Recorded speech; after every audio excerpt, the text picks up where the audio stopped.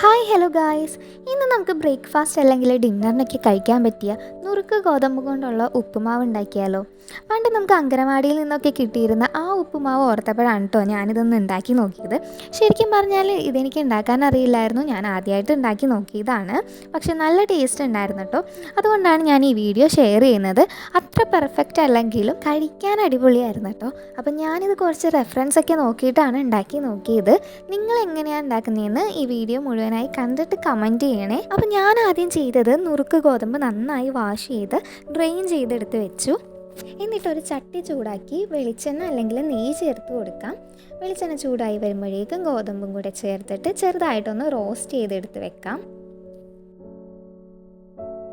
ഇനി ഒരു കുക്കർ എടുത്ത് അതിലേക്ക് വെളിച്ചെണ്ണ ചേർത്ത് കൊടുത്ത് കടുകും ഉഴുന്നുപരിപ്പും കൂടെ നമുക്ക് പൊട്ടിച്ചെടുക്കണം.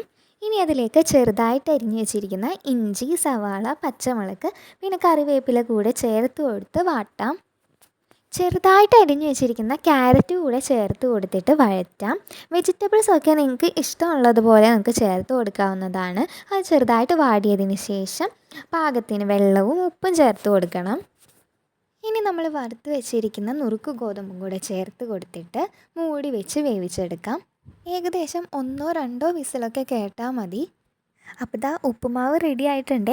കുറച്ച് കപ്പലണ്ടിയും കിസ്മിസും കൂടെ ഞാൻ ഒന്ന് എണ്ണയിൽ വറുത്തിട്ട് അതുകൂടെ അതിൻ്റെ മുകളിലേക്ക് ചേർത്ത് കൊടുക്കുന്നുണ്ട്. ഞാനിതാ പഞ്ചസാരയൊക്കെ കൂട്ടിയാണ് കേട്ടോ കഴിച്ചത്. എനിക്കതാണ് ഇഷ്ടം. കറികളുണ്ടെങ്കിൽ അത് കൂട്ടി കഴിക്കാവുന്നതാണ്.